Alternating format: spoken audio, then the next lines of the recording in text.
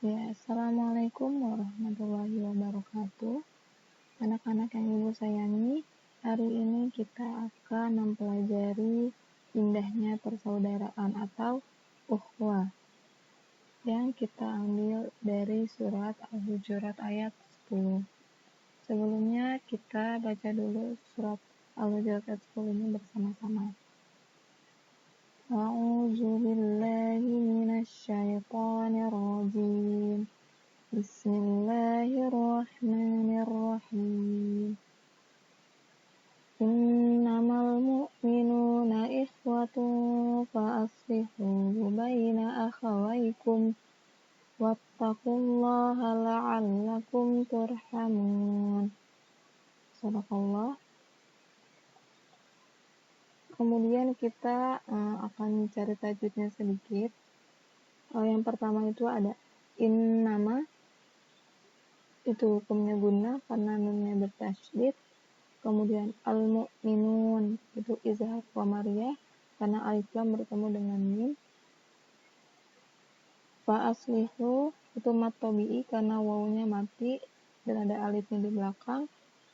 Kemudian yang terakhir itu ada mat turhamun, yaitu mat arif sukun, yaitu mat berada di akhir ayat atau di akhir kalimat. Nah, dari Quran surat Al-Hujurat ayat 10 ini ada asbabun nuzulnya. Nah, di sini ada analisis kandungan asbabun nuzulnya.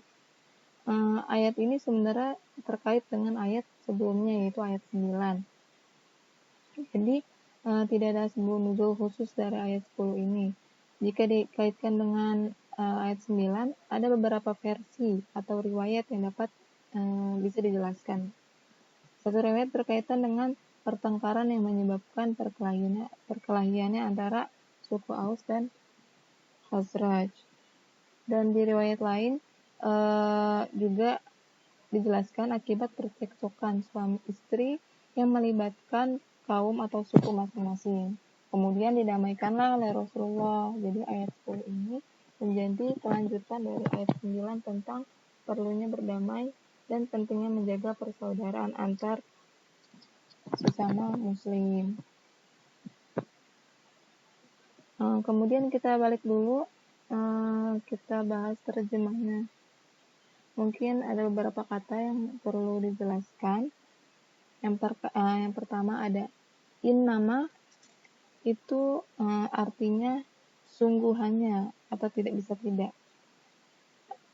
Kata ini digunakan untuk membatasi sesuatu sehingga hakikatnya sesama orang beriman itu saling bersaudara. Kemudian ikhwatun artinya bersaudara ya. Nah, bersaudara karena adanya persamaan garis keturunan, sifat maupun perilaku. Itu bisa digunakan kata ikhwatun. Kemudian fa aslihu, damaikanlah antara mereka atau antar mereka. Nah, maksudnya apa? Maksudnya isyarat bahwa jangankan banyak orang, antara dua orang pun yang berselisih harus dilakukan islah atau damai, sehingga tercapai kembali kehidupan yang harmonis. Kemudian adalah alakum, artinya mudah-mudahan atau semoga, turhamun, kamu mendapatkan rahmat. Terjemahan ayat itu, sungguh orang-orang mukmin itu bersaudara, karena itu damaikanlah antara kedua saudaramu yang telah berselisih dan bertakwalah kepada Allah agar kamu mendapatkan rahmat. Kemudian isi kandungannya ya. Ayat ini merupakan rangkaian ayat akhlak yang harus menjadi landasan dalam menata keluarga dan masyarakat. Ketenangan, ketentraman, dan keharmonisan hubungan menjadi dambaan setiap orang pastinya. Jika ayat sebelumnya, ayat 9, ada perintah untuk melakukan perdamaian antara dua kelompok yang bertengkar, ayat ini memberi landasan mengapa hal itu perlu dilakukan. Nah, jadi ayat 9 dan 10 ini berkaitan. Ayat 10 ini adalah landasan mengapa hal itu perlu dilakukan di ayat 9.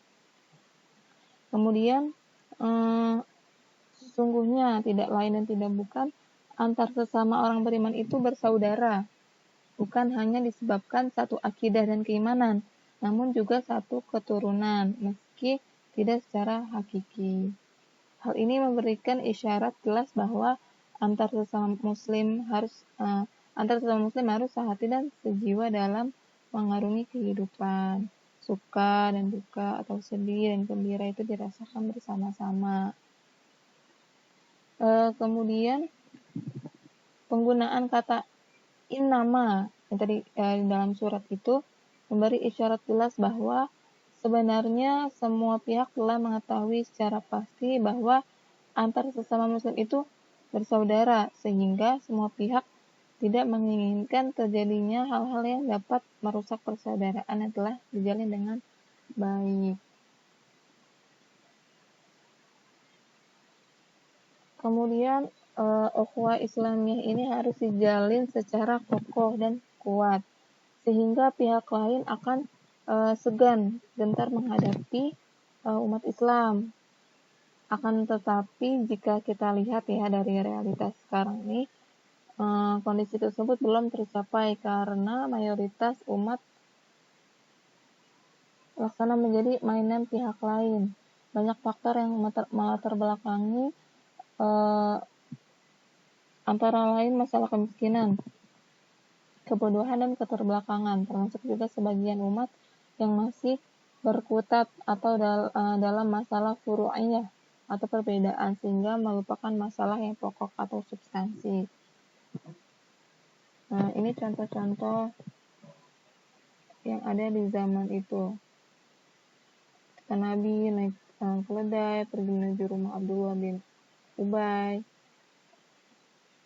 Menyalah engkau dariku, demi Allah aku terganggu dengan keledaimu ini. Seorang Ansar berkata, demi Allah keledainya lebih harum baunya daripada engkau. Amarahlah anak buah Abdullah bin Ubay kepadanya, sehingga timbullah kemarahan kedua belah pihak dan terjadi perkelahian. Maka turunlah surat surat Al-Hujurat ayat 9 yang memerintahkan agar menghentikan peperangan dan menciptakan perdamaian. Seperti itu.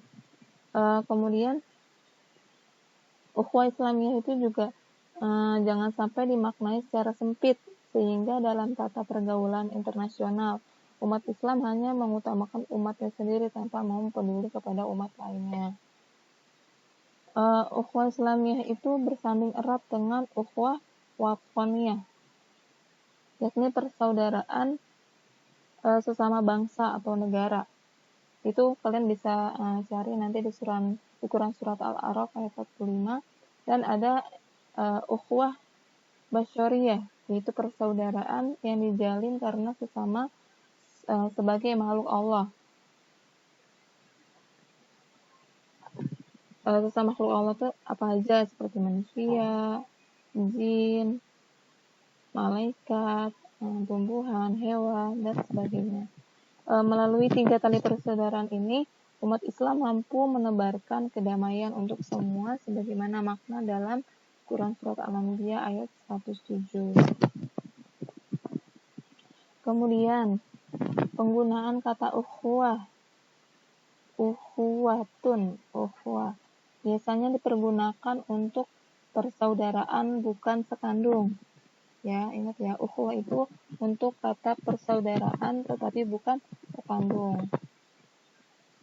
Ikhwan itu memberi isyarat jelas bahwa persaudaraan yang terjalin antar sesama muslim bermakna ganda. Pertama, didasari iman atau akidah, dan kedua yaitu persaudaraan seketurunan meski bukan dalam makna hakiki. Melalui pemahaman ini antar sesama muslim harus menyatu lahir maupun batin, senasib sependeritaan serta sedih dan gembira sama-sama dirasakan. Nah, kemudian ada cara bersaudara bagi orang-orang beriman sesuai dengan Quran surat Al-Hujurat ayat 10. Yaitu setiap orang yang beriman adalah saudara kita. semua orang yang beriman adalah saudara. Sehingga kita wajib menghapus batas-batas perbedaan suku, ras, bahasa. Jadi kita nggak boleh membeda-bedakan ras mereka, suku mereka, karena mereka sama-sama orang muslim. Kemudian terhadap saudara kita wajib memenuhi hak-haknya secara adil. Jangan hanya menuntut kewajiban, tapi kita juga harus memenuhi hak-hak mereka. Kemudian bentuk menunaikan hak-hak sebagai saudara yang diumpamakan seperti satu tubuh adalah saling ikut dalam merasakan dan kesenangan dan saling membantu dalam kesedihan. Jadi ketika ada saudara kita yang membutuhkan, saudara kita yang kesulitan, kita wajib untuk membantunya. Kita harus ikut merasakan apa yang mereka rasakan. Maka kenapa kita itu salah satu manfaat dari puasa juga, kita merasakan apa saudara-saudara kita yang nggak mampu, yang kelaparan, kita bisa merasakannya melalui puasa. Kemudian saling mendukung, membela dan melindungi dalam urusan kemanusiaan. Seperti saudara-saudara kita yang di negara seberang yang sedang mengalami kesulitan atau sedang melaksanakan konflik, kita dari sini, dari jauh ini kita harus saling mendukung, membela, serta melindungi. Kemudian terhadap saudara kita wajib saling membantu dan saling meringankan kesulitan. Nah, dan juga ada sikap dan perilaku yang mencerminkan ayat 10 ini, yaitu bersama-sama menjaga tali persaudaraan. Sebaliknya tidak menggoyahkan atau membuat persoalan baru sesudah jalinan persaudaraan semakin erat, agar rahmat Allah selalu melimpah kepada kita semua. Kemudian memahami Islam secara utuh tentang bagian ajaran Islam yang masuk furu' dan usul, atau mana masalah prinsip dan cabang, sehingga umat ini tidak rentan dengan masalah-masalah yang bukan prinsip. Kemudian juga menjauhi sikap fanatisme sempit.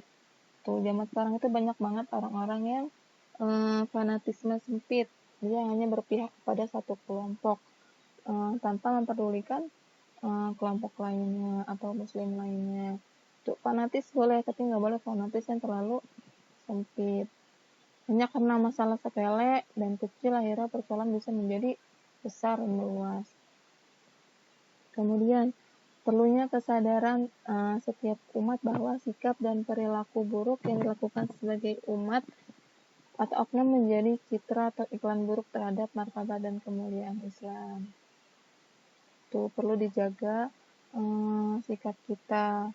Mungkin karena kita sikapnya jelek dan kita adalah seorang muslim, orang-orang di luar sana menganggap muslim itu jelek, yang seperti itu. Karena itu dia, ya, kita memiliki oknum-oknum tertentu yang memiliki dia belum bisa memenuhi kehidupannya dengan berakhlak seperti orang Islam seutuhnya.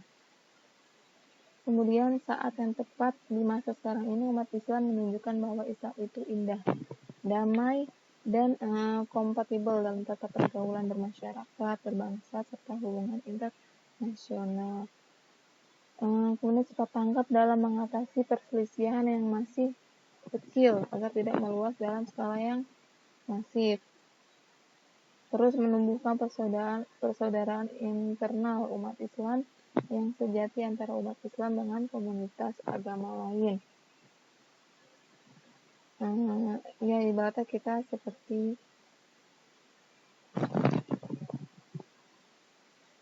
toleransi kepada agama-agama lain. Kita jangan hanya berbaik kepada sesama muslim, tapi kita juga harus berbaik kepada agama lain, karena Rasulullah tidak mengajarkan kekerasan kepada yang bukan beragama sama dengan kita, tapi Rasulullah mengajarkan kita bersikap baik, saling membantu terhadap sesama manusia, antara sesama makhluk ciptaan Allah. Kemudian kita lanjut ke hadisnya. Ukhuwah atau dikenal dengan persaudaraan artinya persahabatan yang erat. Persaudaraan tidak berdasarkan pada keturunan, suku, bahasa, bentuk fisik, latar belakang keluarga, kedudukan, dan derajat. Persaudaraan berdasarkan pada hati atau keimanan dan perilaku berdasarkan sabda Nabi, yaitu qala Rasulullah sallallahu alaihi wasallam, innallaha la yanzuru ila suwarikum wa amwalikum walakin yanzuru ila qulubikum wa a'malikum. Rawahu Muslim. Artinya Rasulullah SAW bersabda, sesungguhnya Allah tidak melihat kepada rupa dan harta kalian, tapi Allah melihat kepada hati dan amalan kalian. Hadis riwayat Muslim. Ya. Allah tidak melihat kepada rupa dan harta kalian. Allah nggak melihat mana yang ganteng, mana yang cantik, mana yang jelek, dan mana yang kaya, mana yang miskin. Tapi Allah itu melihatnya rata. Tapi Allah melihat dari kepada hati dan amalan kalian. Apakah hati kalian itu buruk, hati kalian itu baik, amalan kalian buruk atau amalan kalian baik. Disitulah cara mengukur derajat manusia. Manfaat perilaku persaudaraan itu dapat memperbanyak teman dan saudara, dapat menambah dan menjalin relasi yang lebih banyak lagi, dapat memperkuat jalin kekeluargaan dan persaudaraan sesama manusia. Oke, otomatis setiap muslim adalah saudara. Berarti saudara kita banyak ya. Setiap muslim di Indonesia aja ada berapa juta mayoritas. Itu adalah saudara kita semua, teman kita semua. Kemudian ada 4 macam arti dari ukhuwah Islamnya itu sendiri. Yang pertama bakal saya jelasin dulu apa itu arti ukhuwah. Ukhuwah itu menurut bahasa ya adalah persamaan dan keserasian dalam banyak hal. Kata dasarnya adalah dalam bentuk mufrad, itu tunggal atau sendiri, dan ditemukan sebanyak 52 kali dalam Al-Quran, yang artinya teman akrab atau sahabat. Nah, itu kata tunggal atau sendiri. Bentuk jamaknya itu adalah akhun. Kata pluralnya kalau jamaknya itu akhun. Ada 2 bentuk, yaitu ikhwanun, yang biasanya dipergunakan dalam arti saudara bukan sekandung. Itu ada di surat atau bait 11. Ikhwanun artinya saudara bukan sekandung. Yang kedua ada ikhwah, terulang sebanyak 7 kali, yaitu semuanya bermakna persaudaraan seketurunan kecuali di surat Al-Hujurat ayat 10 ini. Sejalan dengan itu, makna bahasa ukhuwah Islamnya adalah persaudaraan antar sesama muslim. Persaudaraan yang bersifat Islam atau persaudaraan secara Islam. Islam itu memaparkan 4 macam arti dari ukhuwah Islamnya ini. Yang pertama, ukhuwah fi ubudiyah, yaitu persaudaraan karena sama-sama memiliki persamaan. Kemudian ukhuwah fi insaniyah, yaitu persaudaraan karena semua manusia berasal dari ibu dan bapak yang sama, yaitu Nabi Adam alaihissalam dan Siti Hawa. Kemudian ukhuwah fi wataniyah wan nasab, yaitu persaudaraan seketurunan dari dan satu bangsa atau negara. Kemudian ukhuwah fid dini wal Islam, yaitu titik persaudaraan antara sesama muslim. Inti penting ukhuwah adalah persamaan. Semakin banyak persamaan, maka semakin kokoh sebuah ukhuwah. Ukhuwah yang dilandasi persamaan cita dan rasa menghasilkan persaudaraan yang hakiki. Apa saja yang dirasakan saudaranya persis dengan apa yang dirasakan dirinya sendiri. Bahkan di saat tertentu ia lebih mendahulukan kepentingan saudaranya dibandingkan kepentingan dia sendiri. Kemudian ukhuwah Islamiyah menuntun seseorang melakukan 4 hal. Pertama itu saling mengenal, atau yang biasa disebut ta'aruf. Antar umat Islam yang satu dengan yang lain. Mengenal ta'aruf ini tentu bukan hanya pada konteks penampilan fisik, melainkan juga terhadap pemikiran dan kejiwaan. Jadi kita mengenal secara pemikiran dan kejiwaan melalui proses ta'aruf. Seperti itu kita berharap akan memunculkan proses saling memahami. Nah, saling memahami itu yang kedua, yaitu tafahum. Setelah kita mengenal, maka kita tafahum, memahami. Tafahum itu menyebabkan seseorang tidak selalu ingin dipahami, melainkan berusaha memahami orang lain. Ia juga melahirkan sikap ta'awun. Setelah tafahum terpenuhi, kemudian dia lanjut ke ta'awun, itu saling tolong-menolong. Bila sikap saling memahami itu sudah lahir, maka timbul rasa ta'awun. Ta'awun dapat dilakukan dengan hati, yakni dengan saling mendoakan atau dengan pemikiran melalui proses diskusi dan saling menasihati. Bisa juga dengan amal, yakni dengan sikap saling membantu. Jika kalian di sini udah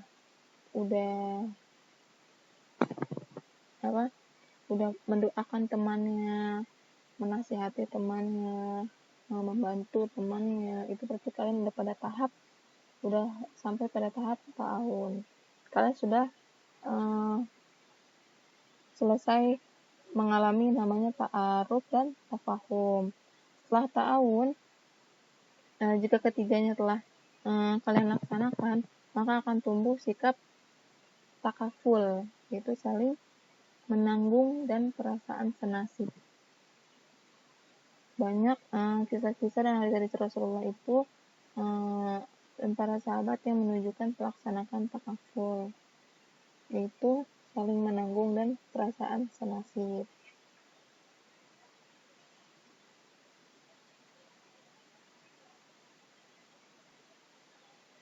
Mereka saling mengutamakan saudaranya sendiri dibandingkan dirinya. Inilah ciri utama dari ukhuwah Islamiyah. Rasulullah SAW pernah bersabda, tidak beriman seseorang di antara kamu hingga kamu mencintai saudaramu seperti kamu mencintai dirimu sendiri. Itu diriwayatkan oleh Bukhari dan Muslim. Jadi kita harus mencintai saudara kita itu seperti kita mencintai diri kita sendiri. Kita nggak boleh membeda-bedakan.